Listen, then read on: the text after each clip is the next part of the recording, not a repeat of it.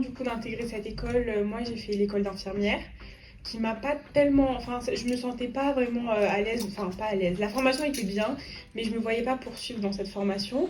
Mais je savais qu'au bout de la première année, on pouvait obtenir le diplôme d'AS. Du coup, j'ai quand même validé ma première année d'infirmière. Je trouve ça hyper important pour enfin, on apprend des cours, mais on les met aussi en pratique. Et pour passer aux évaluations, c'est beaucoup plus simple, à mon sens, d'avoir une base, pas avec une base théorique, avoir une base pratique. Et je le sens vraiment que ça m'a aidé pour les premières évaluations d'avoir ce côté alternance que j'avais pas du coup, même si j'avais les stages en IFSI, j'avais pas ce côté où, en tant qu'AS, du coup, je suis vraiment hyper souvent chez mon employeur, je suis moins souvent à l'école, et quand je suis à l'école, du coup, je suis pleinement concentrée. Alors que sur une année entière d'école, au bout d'un moment, il y a forcément des moments où tu lâches. Là, je suis là 2 semaines, donc c'est beaucoup plus simple. J'ai découvert du coup l'école au salon de l'alternant à Bordeaux.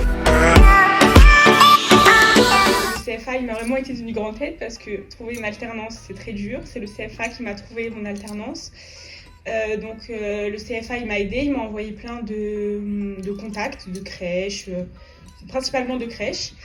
Et après, c'était à moi de les contacter et j'ai réussi à avoir un entretien du coup avec une des crèches que le CFA m'a envoyé. Ça l'a fait, donc tant mieux. Donc, c'est un peu grâce au CFA que j'ai trouvé mon alternance. Sinon, je pense que je l'aurais pas trouvé. Après l'école, je vais travailler directement en alternance parce qu'il y a une place qui se libère. C'est une micro-crèche, il y a 14 enfants, ça va de 3 mois jusqu'à 3 ans. Du coup, avec la formation, j'ai pu trouver directement un CDI chez mon employeur à la fin de mon cursus. J'aimerais beaucoup travailler. Alors, moi, j'aimerais beaucoup travailler en onco-hémato à Pellegrin, mais bon, c'est un peu bouché.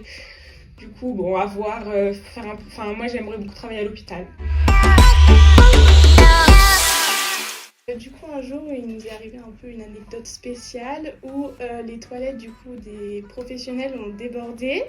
Vu que c'était un sani-broyeur et qu'il était cassé, du coup tout a débordé. Et on a dû du coup gérer les enfants et nous réparer les toilettes, passer la serpillière et tout. Du coup, c'était un peu drôle. On était un peu dans la course pour tout faire parce que c'était pendant la sieste en plus. Donc quand les enfants se sont réveillés, c'était un peu compliqué pour les gérer, leur expliquer et respecter le taux d'encadrement aussi parce qu'on ne pouvait pas tous s'occuper des toilettes. Du coup, c'était assez drôle et ça fait une anecdote tous ensemble.